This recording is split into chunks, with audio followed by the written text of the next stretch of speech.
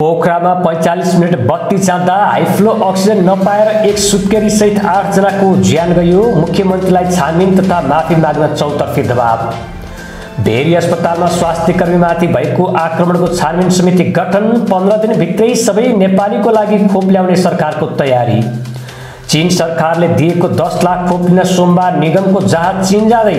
आज कोरोनाबाट सबैभन्दा धेरै संक्रमण मुक्त 96 जनाको ज्यान गयो। कोरोनाबाट प्रभावित करदातालाई 2 अर्ब 19 करोड छुट। कुन व्यवसायले पाउनेछन् त त्यसको पूरा जानकारी। प्रतिनिधि सभा विघटन सम्बन्धी मुद्दाको सुनवाई आइतबारसम्मका लागि स्थगित। न्यायाधीश बमकुमार श्रेष्ठलाई संवैधानिक इजलासमा राखेकोमा विवाद। भदौमै महाधिवेशन गर्नुपर्ने बाध्यतामा कांग्रेस। विकल्पको विषयमा छलफल। संवैधानिक सङ्कट आउन सक्ने सम्भावना। कोरोना भाइरसको उत्पत्तिको विषयलाई लिएर अमेरिका र चीनको सम्बन्ध फेरि चिसियो।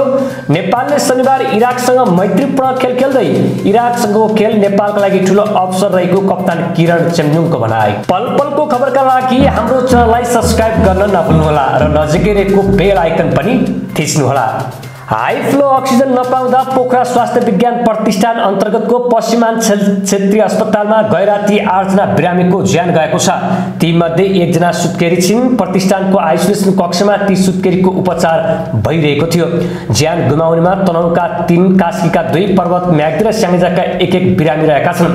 अस्पतालका कोभिड फोकल पर्सन डाक्टर शरद चन्द्र बरालका अनुसार सबैजना संक्रमित हुन्, तर हाई फ्लो अक्सिजन अभावले उनीहरूले ज्यान गुमाएको बरालले बताए। हाई फ्लो अक्सिजन दिन सकेको भए सबैको बिरामीको ज्यान नजान पनि सक्थ्यो, केही त पक्कै बाँच्थे तर सकेनौ उनले भने। बरालका अनुसार 25 वर्षीय सुत्केरीको केही दिन अघि मात्र शल्यक्रिया भएको थियो। उनी बाहेक हिजो मात्र मृगौलाको डायलिसिस गरेका 1 जना बिरामीको पनि ज्यान गएको छ। अर्का 1 जना कलेजोका बिरामी थिए, अर्का 1 जना प्यारालाइसिस र अर्को डायबिटिजका बिरामी थिए। बरालका अनुसार मृत्यु हुनेमा 2 जना पुरुष र 6 जना महिला रहेका छन्। 84 वर्ष उमेरसम्मका बिरामीको ज्यान गएको छ। डाक्टर बरालका अनुसार केही दिनदेखि अक्सिजनको आपूर्तिमा समस्या हुन थालेको थियो। बिहिबार दिउँसो विद्युत आपूर्ति बन्द हुँदा 20 मिनट अक्सिजन उत्पादन गर्ने प्लान्ट बन्द भएको थियो।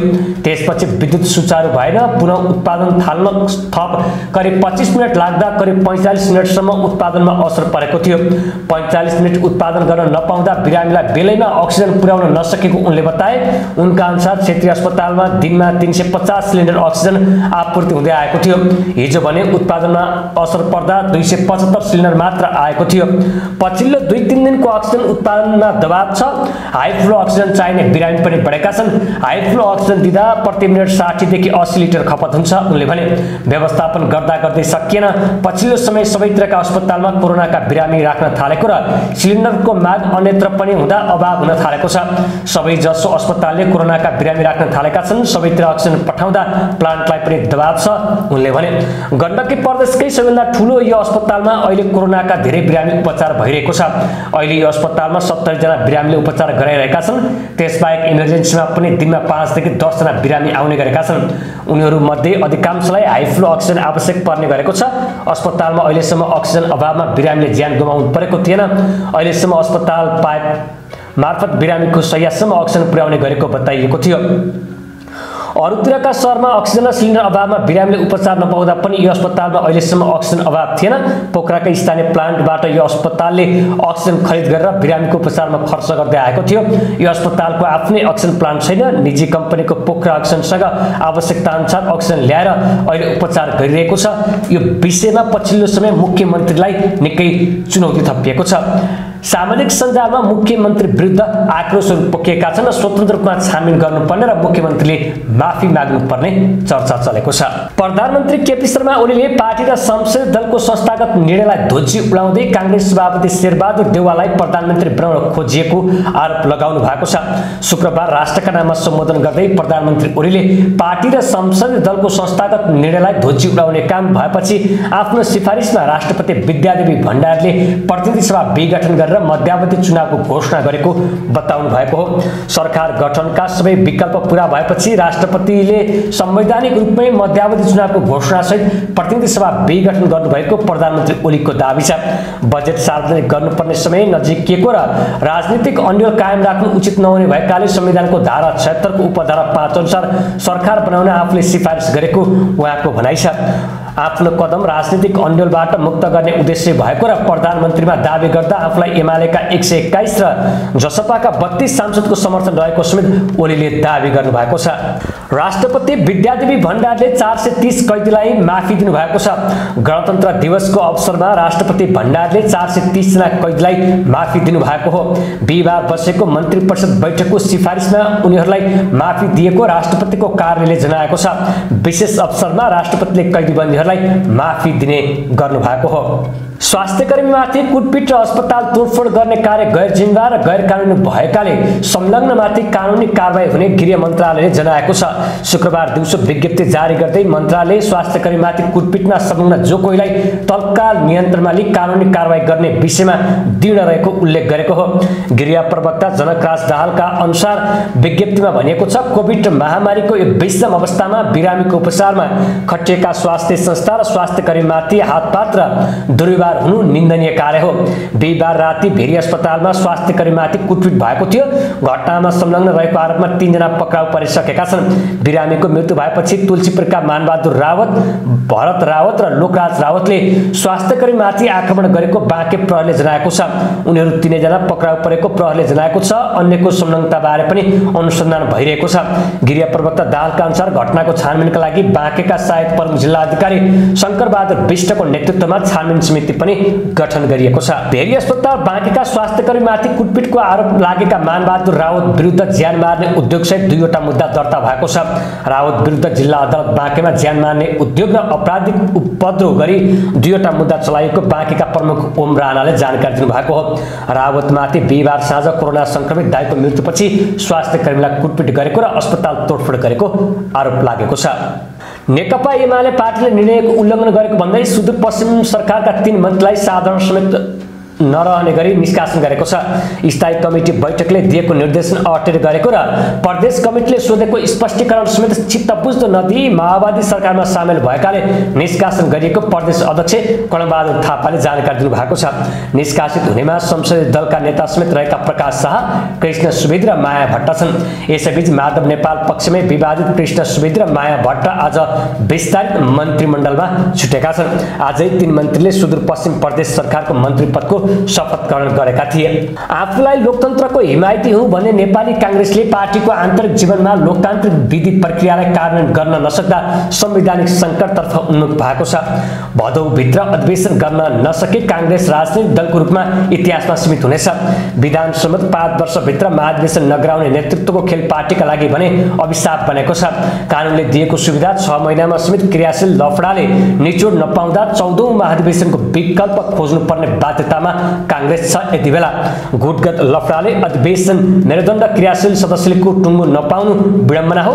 10 लाख सदस्य पुर्याएर महाधिवेशन गर्न तम्सिएको पार्टीले वैशाख मसान्तलाई अन्तिम डेडलाइन तोके पनि हालसम्म 4 जिल्लाको सदस्यका टुङ्गो भने पुर्याउन सकेको छैन।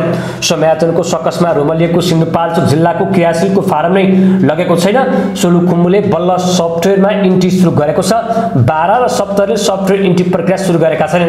73 जिल्लामा सूचीकृत गर्न केही छुट भएकाहरूलाई 7 दिनको समय थप गर्ने बारे पनि पार्टीभित्र छलफल भइरहेको छ।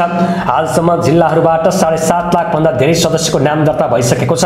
फागुन 6 गतेको केन्द्रीय कार्य समितिको निर्णयका अनुसार असार 5 बाट वडा अधिवेशन सुरु गर्ने भएको छ। साउन 11 गते प्रदेश अधिवेशन सकेर केन्द्रमा भाद्र 10 गते नयाँ कार्य समिति घोषणा गर्ने कार्यतालिका निकालेको छ। तर कोरोनाका कारण अब विकल्प नखोजी कांग्रेसलाई सुख छैन। पार्टीको संशोधित विधान कार्यान्वयन र संवैधानिक संरचना अनुसार पार्टीलाई अघि बढाउन कांग्रेस 14औं महाधिवेशन गर्नै पर्छ। 3 महिना मात्र बाँकी रहँदा पार्टीभित्र विवादित छोडेर विकल्पमा छलफल गर्नु हुनुपर्छ। पार्टीलाई लोकतन्त्रवादीहरूको साझा संस्था बनाउने हो भने भदौमा जुनसुकै कीमतमा पनि महाधिवेशन सक्न कांग्रेसलाई दबाव छ। नेपाल चिकित्सक संघले भेरी अस्पतालमा डाक्टर र स्वास्थ्यकर्मीमाथि भएको कुटपिटको भर्त्सना गरेको छ। संघले शुक्रबार विज्ञप्ति निकालेर घटनाको विरोध गर्दै दोषीलाई कडा कारबाहीको माग गरेको छ। संघले बिहिबार हिजोको घटनालाई कालो दिनको घोषणा सहितै घटनाको विरोधमा आज एक दिन कालोपट्टि बाँधेर काम गर्न सबै स्वास्थ्यकर्मीलाई आग्रह समेत गरेको थियो। यस कोभिड महामारीमा आफ्नो जीवन नै जोखिममा राखी दिनरात संक्रमितको उपचारमा खटिएका चिकित्सक तथा स्वास्थ्यकर्मीलाई मनोबल बढाउनुको साटो हातपात गर्ने, घाँटी थिचेर लकेटी पिट्ने र अस्पताल समेत तोडफोड गर्ने आपराधिक मानसिकता बोकेका मानिसको भिडबाट चिकित्सक र स्वास्थ्यकर्मीको जीवन असुरक्षित रहेको प्रश्न हुन्छ विज्ञप्तिमा भनिएको छ। परराष्ट्र मन्त्री प्रदीप कुमार गेवालीले अबको 15 दिनमा कोभिड-19 खोप खरिदको विशेष टुङ्गो लाग्ने बताउनु भएको छ। स्वास्थ्य पत्रकार मञ्चले आयोजना गरेको भर्चुअल कार्यक्रममा उहाँले विभिन्न देशमा खोप खरिदका लागि पहल गरिरहेको र सकारात्मक जवाब आएको बताउनु भएको हो। यसै मन्त्री गेवालीले चीनले अनुदान स्वरूप दिने भनेको 10 लाख डोज कोभिड खोपमध्ये 2 लाख डोज खोप आउँदो आइतबार नेपाल आउने पनि बताउनु भएको छ। बाँकी 8 लाख डोज खोप आउँदो मङ्गलबारसम्ममा नेपाल आइपुग्ने उहाँको दाबी छ। गएको बुधबार राष्ट्रपति विद्यादेवी भण्डारी र चिनिया समकक्षी सी जिनपिङ बीच भएको टेलिफोन संवादपछि चीनले नेपाललाई 10 लाख डोज खोप अनुदानमा उपलब्ध गराउने घोषणा गरेको थियो। यसअघि पनि चीनले नेपाललाई 8 लाख डोज भेरिसेल खोप अनुदानमा दिएको थियो। यसैबीच कोभिड-शील्ड खोपको पहिलो डोज लगाएका ज्येष्ठ नागरिकलाई एस्ट्राजेनेकाको खोप दोस्रो डोजका रूपमा लगाइने भएको छ। स्वास्थ्य तथा जनसङ्ख्या मन्त्रालयले 65 वर्ष माथिका झन्डै 4.5 लाख ज्येष्ठ नागरिकलाई एस्ट्राजेनेकाको खोप लगाउने तयारी गरेको हो। भारतले कोभिड-शील्ड खोप निर्यातमा प्रतिबन्ध लगाएपछि तत्काल खोप आउने सम्भावना नभएकाले त्यसको विकल्पमा एस्ट्राजेनेकाको खोप दिने तयारी गरेको स्वास्थ्य सेवा विभागले जनाएको छ। पछिल्लो 24 घण्टामा कोरोना भाइरस संक्रमण मुक्त हुनेको संख्या 9841 पुगेको छ। एकै दिन संक्रमण मुक्त हुने यो अहिलेसम्मकै धेरै संख्या हो। स्वास्थ्य तथा जनसङ्ख्या मन्त्रालयका अनुसार मृतक संख्या पनि घटेर 100 भन्दा तल झरेको छ। पछिल्लो 24 घण्टामा कोरोना संक्रमणबाट 96 जनाको ज्यान गएको छ भने 6951 जना संक्रमण पुष्टि भएको छ। 19313 पीसीआर परीक्षणमा 6855 र 797 एन्टिजेन परीक्षणमा 96 जना गरी 6951 जनामा संक्रमण पुष्टि भएको हो। यो सँगै नेपालमा कोरोना भाइरस संक्रमितको कुल संख्या 5,49,111 पुगेको छ। सक्रिय संक्रमितको संख्या 1,13,394 मा झरेको छ। प्रतिनिधि सभा विघटन र संविधानको धारा 76 को उपधारा 5 अनुसार सरकार गठन सम्बन्धी परेको रिट निवेदनमाथि आज कुनै सुनाइ हुन सकेन। रिट निवेदक पक्षका वकिल र महानिर्देशक रमेश बडालबीच विवाद भएपछि प्रतिनिधि सभा विघटन सम्बन्धी मुद्दाको सुनाइ आइतबारसम्मका लागि स्थगित भएको हो। नेकपा एकता बदर गर्ने न्यायाधीश बमकुमार श्रेष्ठलाई संवैधानिक इजलासमा राखेको भनेर गोविन्द बन्दी लगायत कानुन व्यवसायीले आपत्ति जनाएपछि इजलासमा विवाद भएको थियो। विवादकै बीच शम्भु श्रेष्ठ, रमण श्रेष्ठ, टीकाराम भट्टराई लगायत वरिष्ठ अधिवक्ता कानुन व्यवसायी बन्दीको भनाइको पक्षमा उभिएका थिए। विवादकै बीच प्रधान न्यायाधीशले आजको सुनवाई हेर्दाहेर्दैमा रहेको भन्दै आइतबारसम्मका लागि स्थगित गर्नु भएको हो। प्रतिनिधि सभा विघटन सम्बन्धी परेका रिटमाथि प्रधान न्यायाधीश चोलेन्द्र शमशेर जबराको नेतृत्वमा संवैधानिक इजलास गठन गरेर आज सुनवाई सुरु भएको थियो। इजलासमा प्रधान न्यायाधीश राणा र न्यायाधीश बमबहादुर श्रेष्ठ सहित न्यायाधीशहरू दीपकुमार कार्की, आनन्दमोहन भट्टराई र तेजबहादुर केसी रहेका छन्। संविधानको धारा 76 को उपधारा 5 अनुसार प्रधानमन्त्रीमा दावी गर्नुभएका नेकपा अध्यक्ष केपी शर्मा ओली र नेपाली कांग्रेसका सभापति शेरबहादुर देउवा दुवैले विश्वासको मत प्राप्त गर्ने आधार प्रस्तुत नगरेको भन्दै राष्ट्रपति विद्यादेवी भण्डारीले जेठ 8 गते मध्यरातमा दुवैको दावी अस्वीकार गर्दै प्रतिनिधि सभा विघटन गरेर मध्यावधि चुनावको घोषणा गर्नु भएको थियो। कोरोना महामारीबाट प्रभावित 5.5 लाख करदाताले 2 अर्ब 19 करोड रुपियाँ कर छुट पाउने भएका छन्।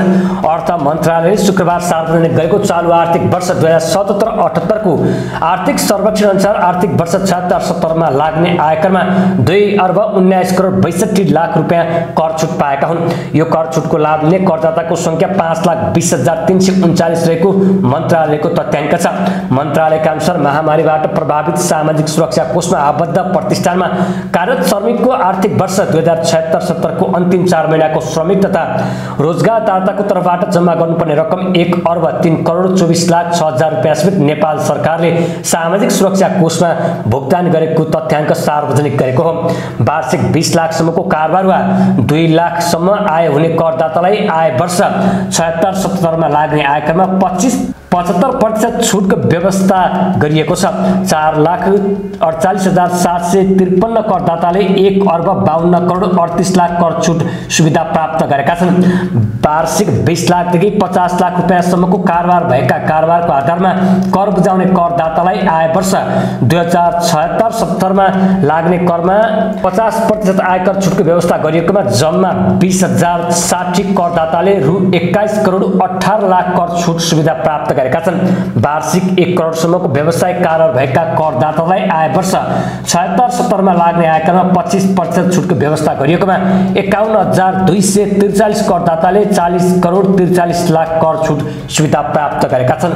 होटल, ट्राभल, ट्रेकिङ, यातायात वा हवाई सेवाको 1 करोड रुपैयाँ भन्दा बढी वार्षिक कारोबार भएका करदातालाई आय वर्ष 76-77 मा लाग्ने आयकरमा 20% छुटको व्यवस्था गरिएकोमा 283 करदातालाई रु 5 करोड 63 लाख कर छुटको सुविधा प्राप्त भएको छ।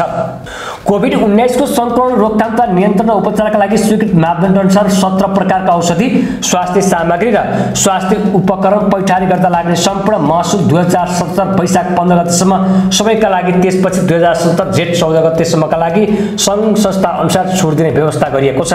कोभिड-19 को संक्रमण रोकथाम तथा नियन्त्रण र उपचारका लागि स्वीकृत मापदण्ड अनुसार सूचीकृत औषधि, स्वास्थ्य सामग्री र स्वास्थ्य उपकरण पैठारी गर्दा लाग्ने सम्पूर्ण महसुल छुट सुविधा दिएको हो।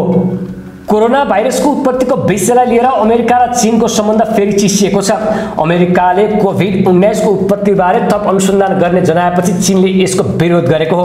अमेरिका र बहुराष्ट्रिय प्रयासहरू राजनीतिक अभिष्टबाट प्रेरित भएको आरोप लगाउँदै चीनले भाइरसको उत्पत्तिबारे आफै स्वतन्त्र छानबिन गर्ने जनाएको हो। सन् 2019 को अन्त्यमा चीनको वुहान सहरमा पहिलोपटक कोरोना भाइरसका संक्रमित भेटिएका थिए। अमेरिकाले चीनको एउटा प्रयोगशालाबाट यो भाइरस चुहावट भएको र विश्वभर फैलिएको हुन सक्ने तर्क गर्दै आएको छ, तर चीनले भने यसलाई अस्वीकार गर्दै आइरहेको छ। भाइरसको उत्पत्तिलाई लिएर चीनमाथि पुराना रेसिपीहरू सार्ने काम भइरहेको उसको आरोप छ। अमेरिकी राष्ट्रपति जो बाइडेनले भाइरसको उत्पत्तिबारे अमेरिकी जासुसी निकायले गरेको छानबिनको प्रतिवेदन सार्वजनिक गर्ने तयारी भइरहेको बेला चीनले स्पष्ट भाषामा अमेरिकी प्रयासलाई निरर्थक बताएको छ। नेपाली राष्ट्रिय फुटबल टिमका कप्तान किरण चेम्जुङले इराकसँगको मैत्रीपूर्ण खेल नेपालका लागि ठूलो अवसर रहेको बताएका छन्। नेपालले शनिबार इराकसँग उसैको मैदानमा मैत्रीपूर्ण खेल खेल्दैछ। बिहार साँझ प्रशिक्षणका क्रममा इराकी सञ्चार माध्यमसँग कुरा गर्दै नेपाली गोलकिपर किरणले यो मैत्रीपूर्ण खेललाई ठूलो अवसरको रूपमा रहेको बताए। यो हाम्रो लागि ठूलो अवसर हो, यसका लागि हामी तयार छौँ उनले भने। कप्तान किरणले इराकसँगको मैत्रीपूर्ण खेलले विश्वकप चरणको खेलमा सहयोग गर्ने समेत बताए। यस खेलले विश्वकप चरणका लागि सहयोग गर्छ उनले भने। यस्तै नेपाली टोलीका सदस्य रोहित चन्दले इराकसँग मैत्रीपूर्ण खेल खेल्न पाउँदा खुसी लागेको बताए। हामीले उमेर समूहमा इराकसँग खेलिसकेका छौँ, सिनियर टिममा आएपछि भने पहिलोपटक खेल्न लागेका हौँ। चन्दले भने उनीहरूको टिम राम्रो छ, बलियो पनि छ, आशा छ हामी राम्रो खेल्नेछौँ। फिफा विश्वकप र एएफसी एसिया कपको संयुक्त चरण अन्तर्गत कुवेतमा 3 खेल खेल्नु अघि नै मैत्रीपूर्ण खेलका लागि नेपाली टिम बुधबार इराक पुगिसकेको छ भने बिहिबार साँझ सामान्य अभ्यास गरेको बताइएको छ। नेपाल र इराक बीचको खेल बास्ना अन्तर्राष्ट्रिय मैदानमा शनिबार राति नेपाली समयअनुसार 10:15 बजे खेल सुरु हुनेछ। सही सूचना, ज्ञान र मनोरञ्जनका लागि नवीन खबर हेर्दै गर्नुहोला। धन्यवाद।